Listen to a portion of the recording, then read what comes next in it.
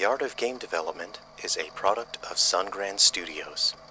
This show is brought to you by patrons like you.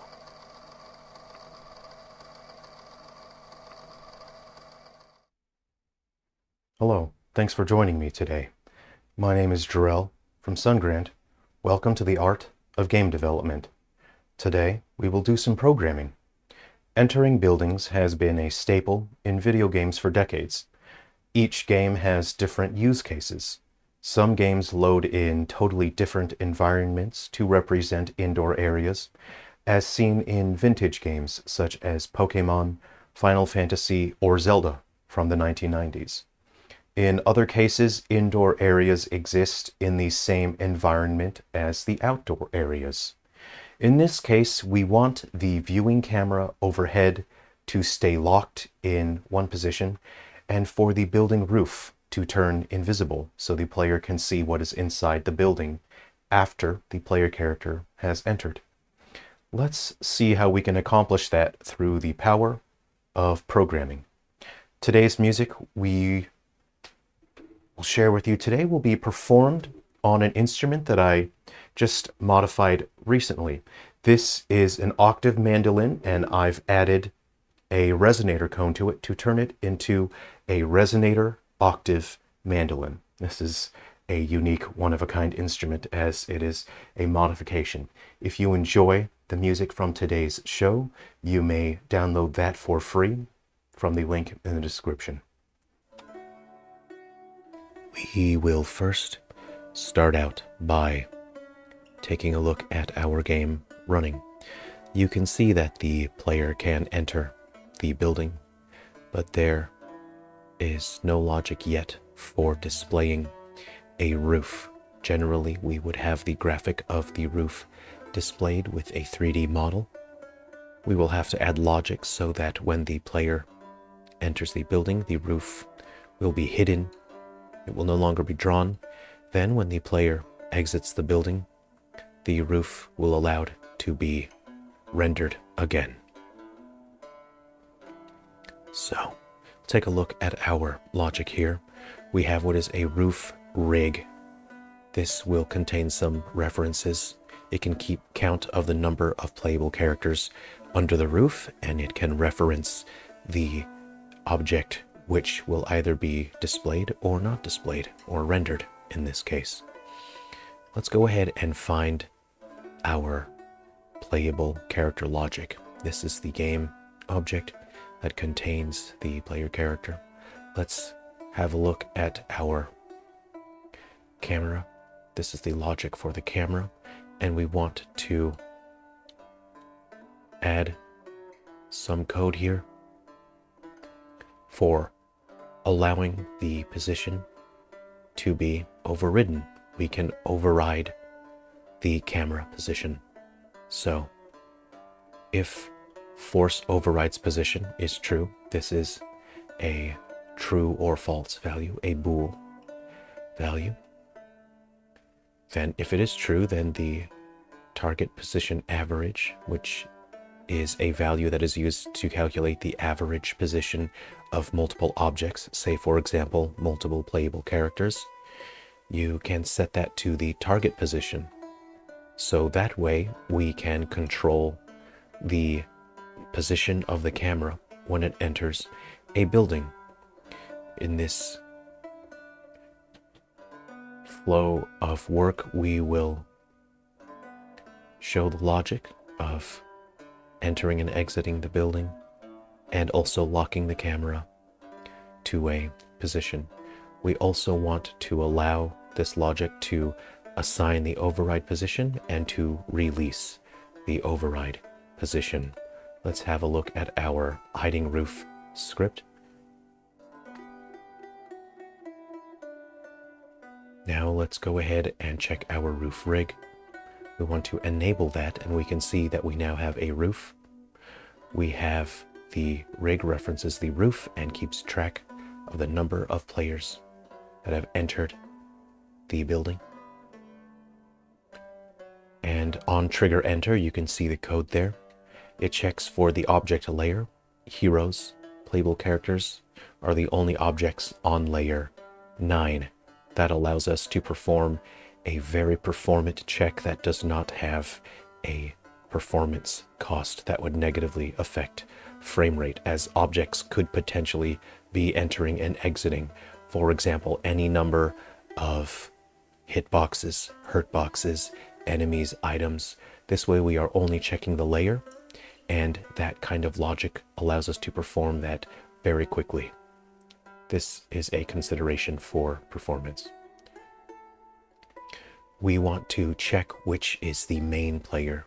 In this case, we only want to add characters under the roof if we are checking if this player is player 1. This way it doesn't exactly matter if there are other players or not. For example, AI controlled partner characters could get stuck in the building for a little while. That might be a little frustrating. So we, in this case, will make it so that only player 1 can trigger the logic for rendering and not rendering the roof object. We're going to copy this script, and we are going to just now reference the function to release. So now we are able to reference that. You want to attempt the camera override release. That is attempting. It may not necessarily exactly happen, but it is attempting it. We're going to add some debug code here just to ensure our logic is occurring. This way, if the game does not run as expected, if the camera is not overridden, at least we will know that the debug code has been reached, and we will know where the fault in our logic lies. Let's go ahead and put a number of flags in there. Okay, check our roof rig. Okay. We will create an empty object here, and this is the position where we want to place the camera. We will override the camera position. Let's go ahead and position this at the very middle of the building. You can always come back and adjust this later on.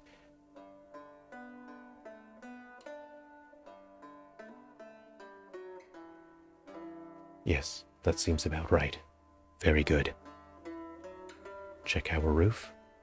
You can see under roof rig you have the roof caster, and we will reference the override point there. The roof caster allows us to cast a shadow even though the roof is not being drawn. So we can see we've entered the building. Our code does function as expected. We still have a friend in the building, so the roof is still being rendered. So we can take out our flags. Now, we will have to make some adjustments. The override position will have to be moved. The logic is correct. The code is working as expected. Now, we just need to make some fine-tuning adjustments. Let's go ahead and check our code here. Target position average plus is equal to the override position. So we'll make some adjustments here. The in position plus the offset position. We want to take into account the offset, which is generally how we position the camera from the player character. Let's go ahead and try the logic now. And it looks like everything works as expected.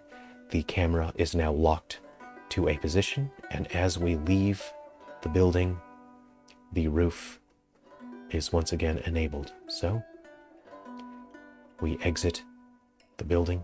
Our friend is still in there. This time I purposefully got our friend stuck on terrain. In this particular game framework, if your partner characters get separated from you, after a certain distance, they will teleport to your position like a real friend.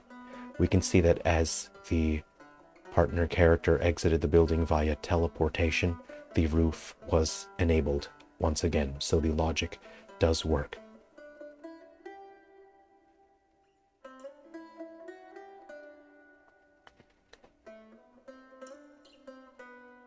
And let's see if we can just fine-tune and improve our code functionality. So if force override position, let's go ahead and make this just a little bit more refined. You see, I personally feel that the camera snapped into position too quickly. As we entered the building, you'll see that the camera really jumped into position. That can be quite unpleasant for viewers. So we are going to add just a bit of logic so we can have the camera snap to the position slower. Now we can set the buffered camera speed. We will multiply that by 0.3. There we go. And now we have logic that checks if the position's meant to be overridden. Let's go ahead and run our logic. As we enter the building, you should see the camera move into position more slowly. This will be more comfortable for players. There we go. You can see the camera eased into position. Let's exit the building and see what happens. Ah, that was quite pleasant. Very nice.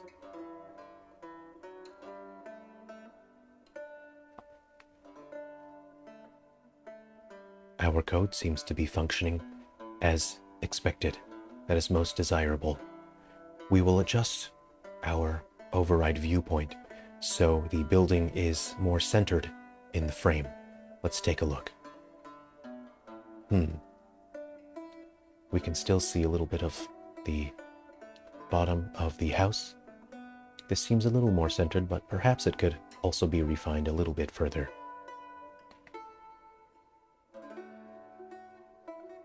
We can explore the environment.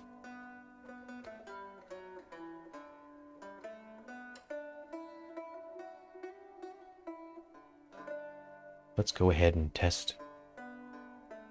Make sure our colliders all work properly.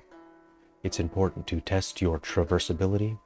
Now, we do have a glitch here. Something has gone wrong. You can see we have exited the building, but the roof has not yet been enabled. There is some fault in the logic. You can see that it thinks there are 4 players on the roof. The problem here is that when the character attempts to check events in the environment, it is enabling a collider. That collider can interact with event triggers, so it can trigger those events, but those colliders are being detected as heroes, as characters. So I was able to fix that off camera. Very simple, very easy. And once that was adjusted in the code, everything ran as expected. Thank you for joining me. If you would like to see the other episodes, please feel free to check them on screen. Please enjoy the free download to this music. You will find a link in the description below. Be well. Thank you. Work hard. If you want to work on games, if you want to develop games, do your best to develop your skill. Hang in there despite how difficult it gets. You can do it. Thank you. Be well.